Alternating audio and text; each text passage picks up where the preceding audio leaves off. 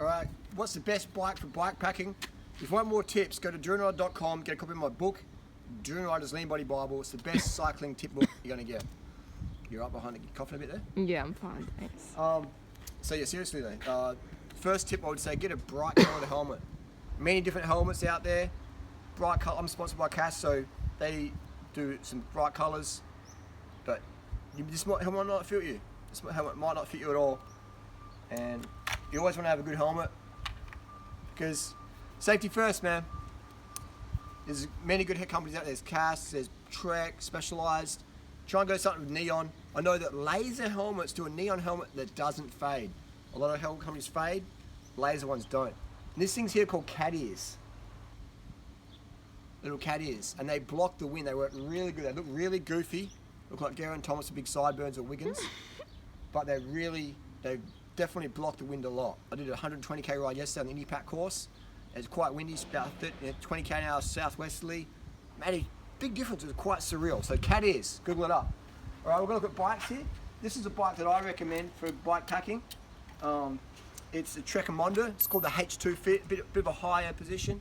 I've got my old faithful trusty TCR, which I do love. But we'll talk about bike fit quickly.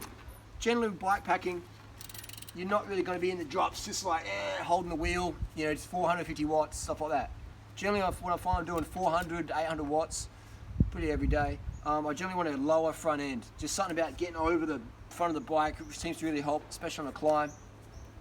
But when you're doing 150 watts for 10, 12, 20 hours a day, you're generally not going to be too bent over, you know. You generally, I find, I want to be a bit more upright to have less pressure on the hands, etc. Because the more bent over you are, the more pressure's on your hands typically, and also pressure on your perineum, on your groin. So I generally find that I want to be a bit more upright. Because you're also going slower, so aerodynamics aren't as important unless you've got a big headwind, but you're going to have TT bars in there anyway. And so yeah, so anyway, this is the Trek Monda H2 Fit. It's a 58 centimeter. I normally run a 56, but for bike packing I like a little bit bigger frame, a little bit of a higher front end. It's less pressure on the saddle, less pressure on your hands, a bit more relaxed comfort, and also just a fair bit of seat post out here, so we've got a bit of flex as well. Gearing, I'll put mountain bike cranks on this. It's a 38-22 with 22 in the back. So when you're fully loaded with your bike packing bags, then this bike will be a breeze to go up any climb, back of Falls Creek, Woodlands Way, anything. I've got 28mm tyres for a bit more comfort there on the rougher roads. And the good thing about the Trek Monda is it does fit 28mm tyres pretty good. So that's a lot about this ALR. It's a fantastic bike. Quite affordable as well for us people living in the Western economy. There's an ant. And mountain bike shoes and pedals as well, I run because it's just easier walking around. And there's no loss of performance. A carbon fibre soled mountain bike shoe works fantastic. So I've got mountain bike cranks on there, and to save weight, I only put one crank on. Let's talk TCR, let's talk the Aero Bars. You're gonna wanna have Aero Bars on your bike packing bike. It just makes a big difference on the tarmac. If you're doing gravel stuff, I wouldn't recommend using Aero Bars on gravel, a bit dangerous, potentially, if you're not experienced. So again, the Aero Bars give you a different hand position and a bit more aero in the headwinds, and just, yeah, good. But again, you want your Aero Bars high enough so you're not like your neck back, you know what I mean? You want to be comfortable on the bike. So when you're doing big hours, comfort's a priority. Another tip is the mirror. This is a Cat Eye BM45. This is my favorite mirror because it's big enough but not too big, but it's not convex, so it really has a very accurate indication of how far people are behind you. And it positionings really well, and it doesn't rattle, it doesn't vibrate. It's just fucking awesome. I love it. The bars here, I've put some foam in there for extra padding.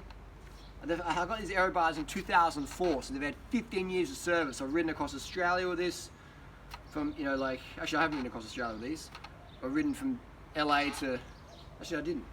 I've used them a lot though. But I've ridden from Perth to tip of Cape York. Actually I've ridden Brisbane to Gold Coast to Cairns in these bars.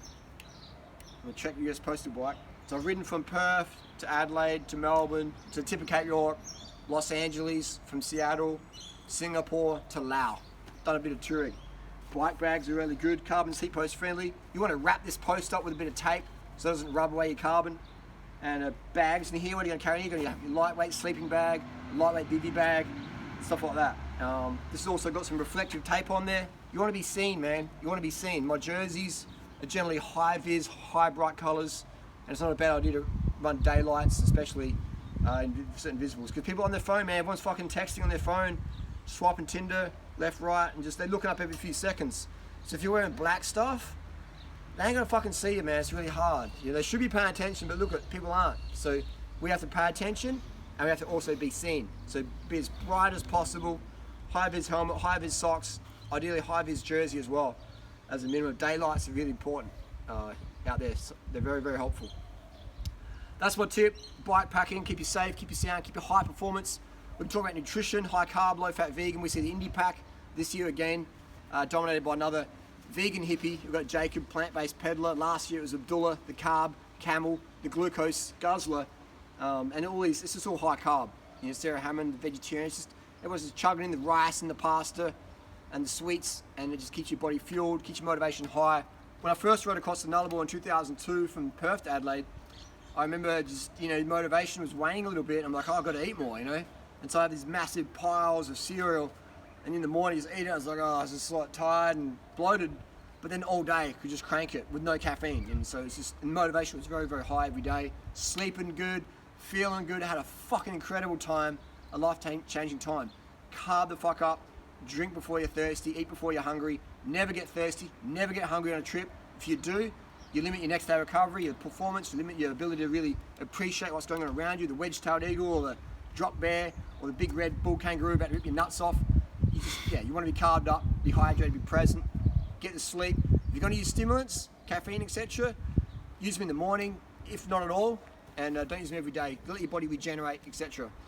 And if you have any injuries, etc., just trying to learn what the issue is. And also, check your cleat bolts every now and then. Anyway, I can talk for hours. If you want more tips, go to durianrider.com, get a copy of my ebook, Durianrider's Lean Body Bible, the best cycling ebook, tips bar none. Hundreds of all my experience over the last fucking decades riding bikes. I've never had a driver's license. I'm a 42-year-old making videos at the local park.